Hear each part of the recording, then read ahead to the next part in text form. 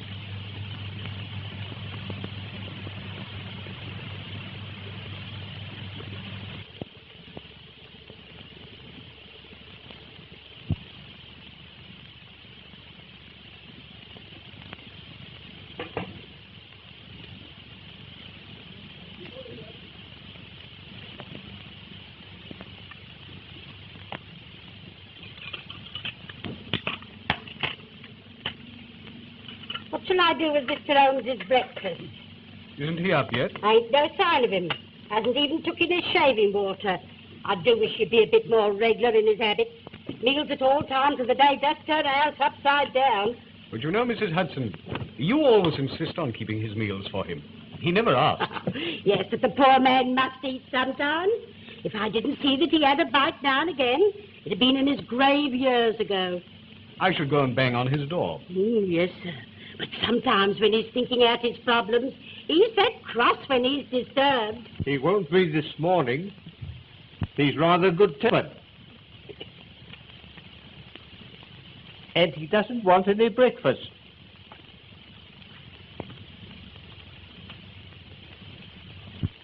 No, Mr. Holmes, you did give me a turn. Well, one good turn deserves another. What can I do for you?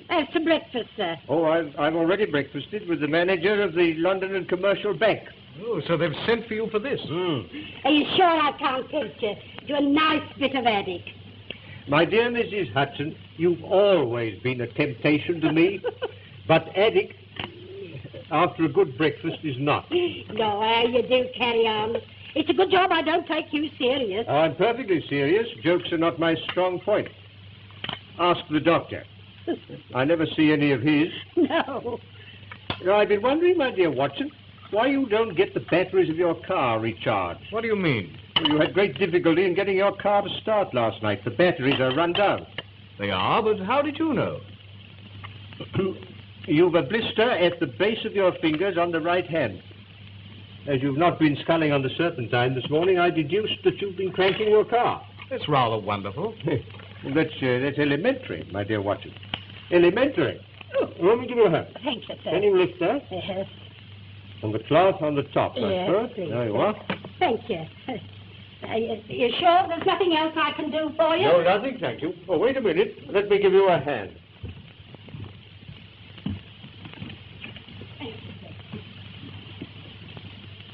Why have they sent for you about this? It's perfectly simple. A man tries to burgle a bank, is disturbed, kills the watchman and runs away. I find it very interesting.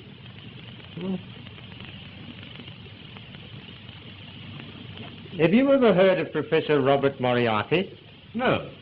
What's he got to do with it? Oh, he's to do with half the crimes the world over. He started as a mathematical professor, but ugly rumors gathered round him, and he resigned. So after that, he vanished for 10 years or so. I fancy he went abroad. Then he returned to England, and things began to happen. What thing? For a long time, I've been conscious of some power, a deep organization which stands in the way of the law. Once he made a slip, and I was able to deduce that behind that power was Moriarty. But he recovered himself, and I could prove nothing.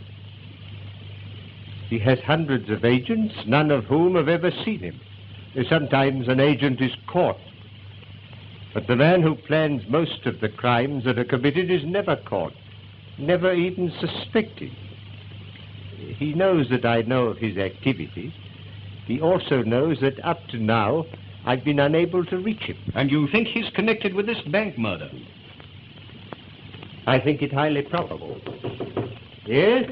Yes, come in. Inspector Lestrade to see you, Oh, sir. Lestrade. Anything fresh? No, Mr. Holmes? Sit down, Lestrade. Thank you. I just came in to get that piece of brown paper. Oh, yes, this little piece. You mean, I should like to keep it a little longer, if I may. I haven't yet decided what the rest of the label is. Well, I don't see how you ever can. It's just an ordinary shopkeeper's label. There's not enough of it to tell us anything. Well, I disagree, my dear Lestrade. But then, you and I so often disagree. Oh, come, Mr. Holmes. I've a great respect for your theories. It's only when you begin about this Professor Moriarty. Yeah, you don't believe in him. I ask you, is it possible for a man to plan half the crime in this country without the Yard knowing who he is, where he lives, or anything about him? It does seem rather strange. I mean, the man can't live nowhere, never be seen by anyone. Of course.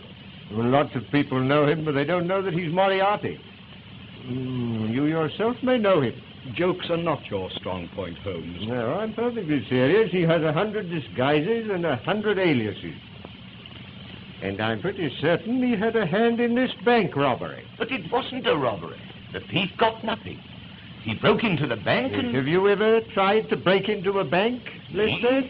Me? No, I thought not. But do you seriously think it's possible for one man to break into a bank without using anything short of dynamite? There were no signs of a forced entry. Which might point to the fact of his having an accomplice. Or even two. He got inside. Which doesn't necessarily mean you're Professor. The man was interrupted by the watchman, killed him, got frightened and bolted.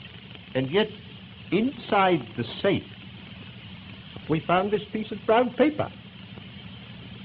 3 people swear it was not there when the safe was shut last night. Then he was inside when he was disturbed. Or before he went inside. He had this paper wrapped round something.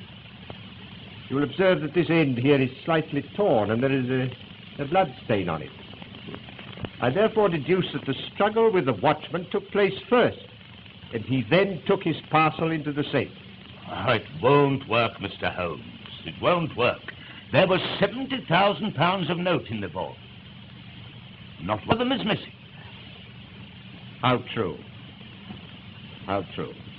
But if you remember, a fortnight ago, an almost similar thing occurred in Berlin. In Berlin? Yes. You should read your Berliner Tageblatt, my dear Lestrade. The strong room of the Reichsbank was entered. The watchman was laid out, happily not killed, and nothing was removed. Very strange, Mr. Holmes. Very strange indeed. It looks almost as if there was a connection. I should like time to think it out a bit. When can I have that piece of brown paper? I'll let you have it this evening. In the meantime, would you be good enough to warn all foreign customs officials to be on the lookout for a very large quantity of English bank notes which will be smuggled through in ordinary luggage? What do you think? I think it would be a wise precaution. Very good, Mr. Holmes. I'll get back to the Yard now and put the matter in hand. Good morning, gentlemen.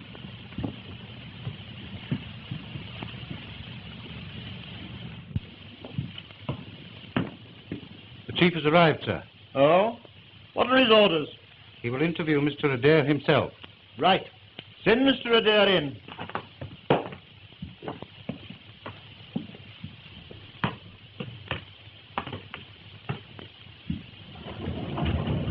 What the devil's the meaning of this?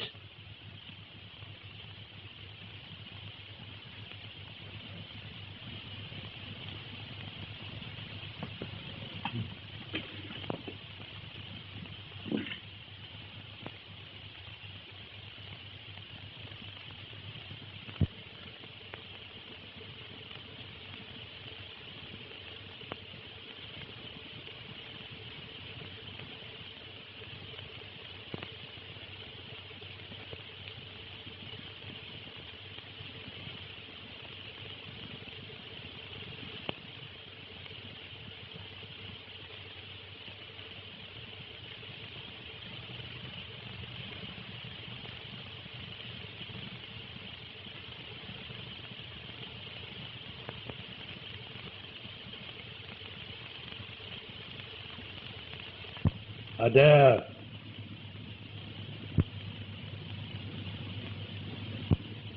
Adair. My God, am I drunk or what? I hope not at 10 o'clock in the morning. What's all this about? I was seized in a car, blindfolded, and driven half round London. I apologize for that. It was just a slight precaution. And you must forgive me concealing my identity behind the Sleeping Cardinal. Please sit down.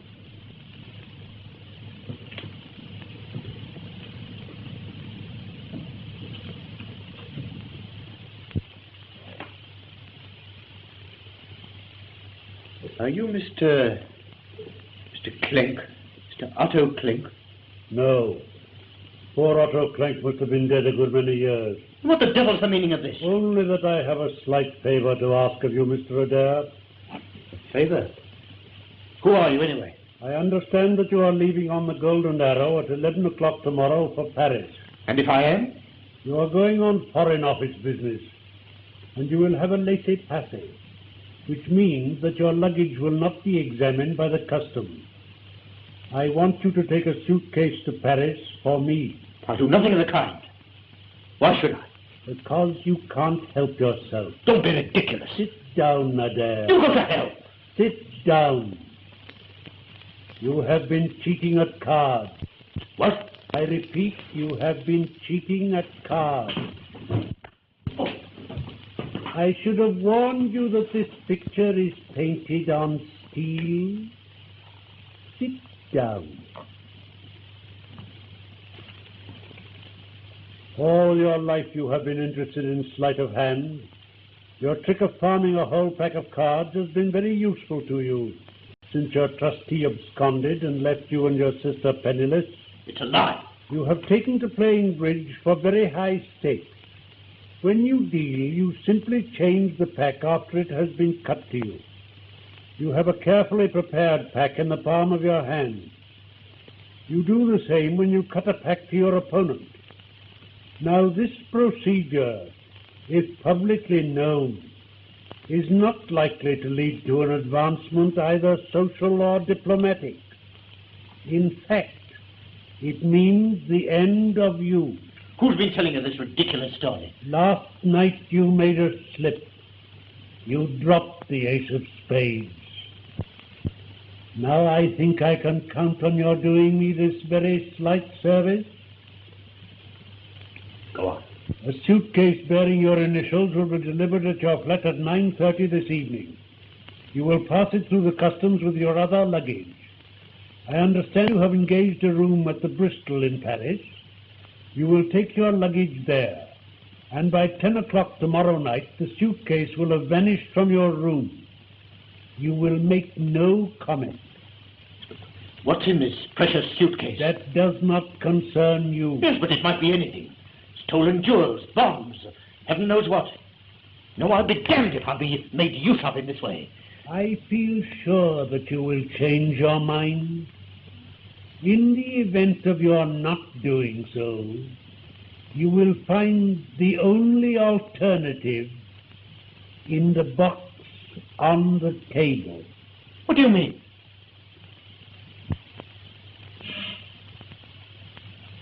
Here. Come back, whoever you are. What do you mean?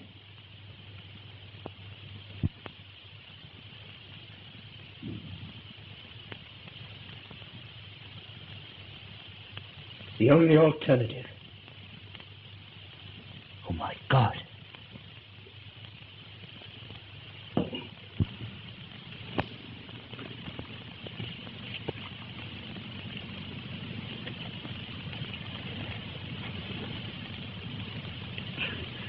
What are you trying to do? I'm trying to see how many Bank of England notes will go into a parcel of this size. You see, my dear Watson, that this note should fit into these creases. There you are, as I thought exactly. Here. Are you busy this morning, Watson? No, I kept the morning free. I rather hoped you'd see Kathleen Adair.